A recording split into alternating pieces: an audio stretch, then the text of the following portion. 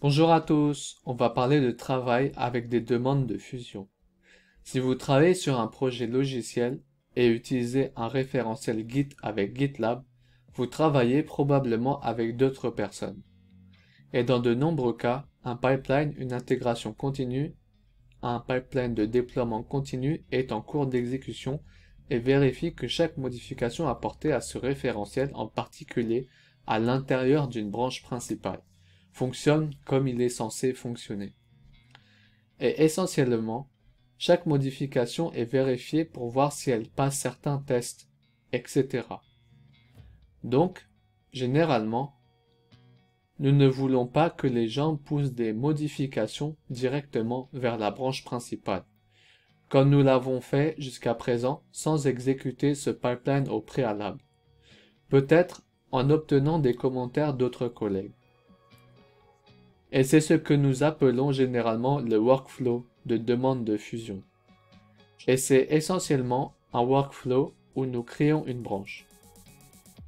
Il s'agit généralement d'une branche de fonctionnalité ou d'un correctif de bug ou quelque chose comme ça. Et nous utilisons cette demande de fusion comme un moyen de donner aux autres l'occasion de revoir notre travail, d'y apporter quelques modifications avant de l'intégrer dans la branche principale, qui est la branche de développement principale.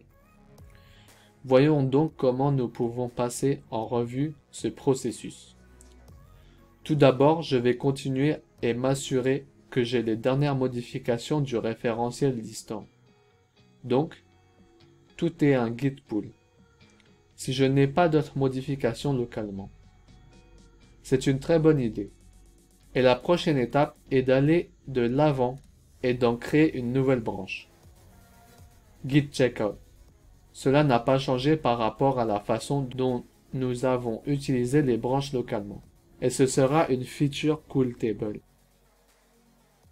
Ok, nous avons maintenant une branche qui va simplement aller de l'avant et faire quelques changements ici.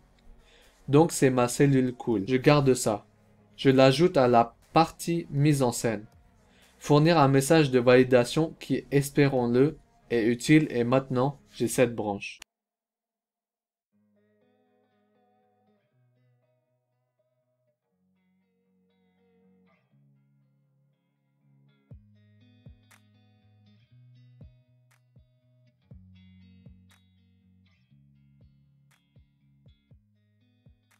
Si je regarde ici à l'intérieur, GitLab, même si je rafraîchis, je ne vois pas cette branche. Donc, cette branche n'est pas disponible ici. Et la raison en est que je ne l'ai pas poussée. Donc, je dois être très déterminé dans ce que je fais. Donc, je pousse là où je pousse et pousse jusqu'à l'origine. Qu'est-ce que je pousse? Eh bien, je pousse cette branche de fonctionnalité. C'est donc le nom de la branche.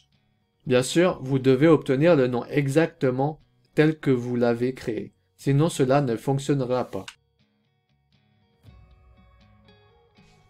Alors maintenant, il y a quelque chose qui se sont produites. Et je vais sauter directement dans GitLab pour voir ma branche là-bas. Donc, encore une fois, je vais recharger cette page si je regarde ici. Je pourrais voir ma branche afin de pouvoir y basculer. Regarder les changements et ainsi de suite. Et le plus important, c'est une partie super cool de GitLab. C'est que nous pouvons créer une demande de fusion, maintenant, immédiatement, après avoir poussé ceci. J'obtiens ces informations ici. Créer une demande de fusion. Et aussi, depuis le terminal lui-même, il est dit ici que je pousse ceci et au fait, pour créer une visite de demande de fusion, donc j'arrive ici, et une URL sur laquelle je peux cliquer et créer une demande de fusion, donc peu importe le chemin, je vais et je clique simplement sur ici. Et une demande de fusion est essentiellement un moyen de communiquer avec les autres. Je souhaite fusionner ces modifications dans la branche principale et même les envoyer ici de feature cool table à main. Et je peux même étendre Je pense que cool devrait être ajouté au tableau. Nous ajoutons donc ici table. Et nous pouvons même tous avoir ici des options de fusion, comme la suppression de la branche source après l'acceptation de cette demande de fusion, afin que nous puissions continuer ici et créer une demande de fusion. Et maintenant, il s'agit d'une demande de fusion ouverte. Si votre projet contient un pipeline CI/CD, vous verrez ici qu'un pipeline a démarré et exécute des tests. Et si ces tests échouent, ils ne vous permettront pas de le fusionner. Ce bouton de fusion sera donc désactivé. Il y a beaucoup de conditions qui peuvent être ajoutées selon que l'organisation aura comme 2 ou 3 personnes qui doivent approuver cette demande de fusion. Donc, dans ce cas, l'agrément est facultatif. Mais vous pouvez faire approuver cette demande de fusion par d'autres personnes. La demande de fusion est visible du côté gauche ici. Ainsi, vous aurez généralement une liste de toutes les demandes de fusion disponibles. Ce ne sera pas le seul. Celui-ci est ouvert. Vous pouvez cliquer dessus. Vous pouvez comprendre ici à partir de la description, comme si cela aidait beaucoup de gens à savoir pourquoi vous faites ce changement. Sorte 2. Nous aimons documenter votre changement. Donc, vous ajoutez ici la description. Cela ajouterait un titre significatif, puis d'autres personnes examineraient vos modifications et elles examineraient vos modifications, disons oui, ok, cool. C'est un beau changement. Mais pourquoi n'avez-vous pas ajouté de cool à l'autre cellule? Peut-être juste le commentaire. Vous savez.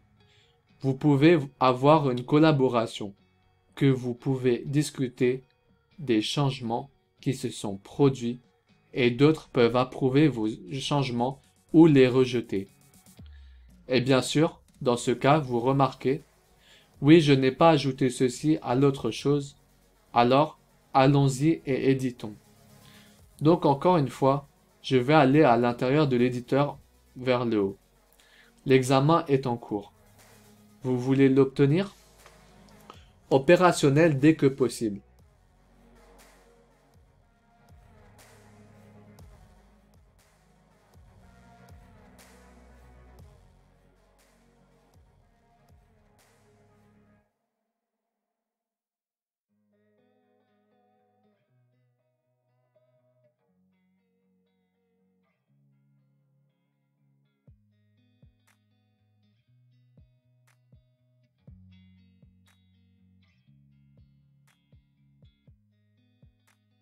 Git add, git commit.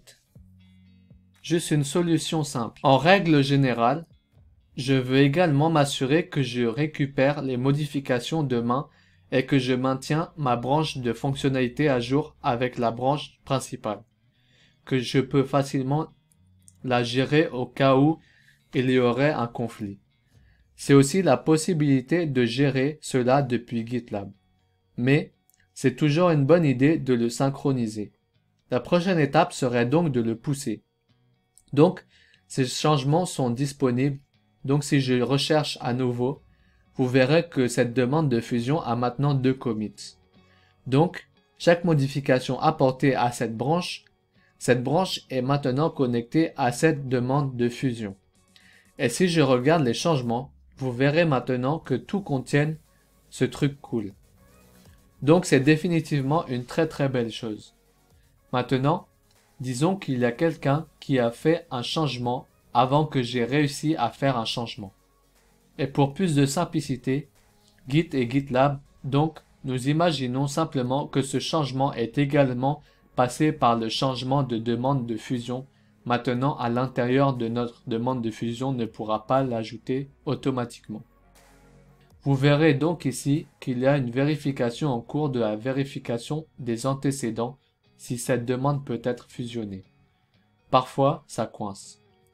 C'est donc une bonne idée d'appuyer une fois sur l'actualisation. Mais à ce stade, il vous dira s'il est possible de fusionner ou non.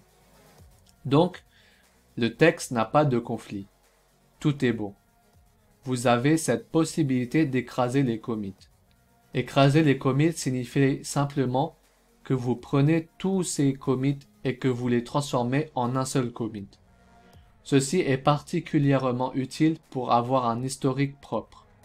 Ainsi, la plupart du temps, vous les écrasez localement ou vous pouvez les écraser ici avant de fusionner. C'est donc toujours une bonne idée. Il peut également modifier le message de validation. Il y a donc beaucoup de choses qui facilitent tout ce processus. Il existe également une configuration concernant la gestion des fusions et qui est disponible dans les paramètres. Et vous pourrez voir ici vos demandes de fusion de paramètres en fonction de votre niveau d'accès. Cela peut être un peu différent. Vous ne pourrez peut-être pas le voir, mais si vous êtes l'administrateur ou si vous avez un accès développeur à ce référentiel, vous pourrez le voir. Maintenant, par défaut, vous avez ce commit de fusion. Beaucoup de gens n'aiment pas ça. C'est un peu comme un débat. Si vous devez changer l'histoire telle qu'elle s'est produite ou ne pas la changer. Je suis plus favorable à un historique propre et à moins de commits de fusion. Donc pour cette raison, j'utilise cette fusion rapide. Je fais uniquement avancer rapidement toutes les demandes de fusion et toutes les fusions qui apparaissent ainsi, l'histoire elle-même est toujours propre. Alors allons-y. Nous avons examiné cela, ça a l'air bien. Pour vous dire maintenant qu'une fusion n'est pas possible à ce stade. Vous devez donc le rebaser, dans ce cas GitLab est super cool. Et cela nous permet de faire le rebase. S'il n'y a pas de conflit et qu'il s'agit d'une rebase propre, nous n'avons pas à résoudre les conflits. Nous pouvons le faire via l'interface utilisateur. Bien sûr, si vous commencez à apporter des modifications à votre branche distante, cette branche distante ne sera plus synchronisée avec votre branche locale. Donc, tout ce que vous devez savoir, c'est que la télécommande sans pousser et tirer n'est pas la même que celle que vous avez localement. Il faut toujours les garder synchronisées. Mais pour beaucoup d'opérations, vous pouvez le faire via l'interface. C'est un peu plus agréable, mais il est également important de comprendre ce qui se passe dans les coulisses avec le tirage, le rebasage, etc. Je vais donc écraser les commits. C'est le message de validation que je vais frapper sur cette fusion. Et maintenant, cette fusion a été ajoutée à la branche principale. En fait, le commit a été ajouté à la branche principale. La demande de fusion a été fermée. Il est maintenant dans le statut fusionné si je regarde à l'intérieur ici.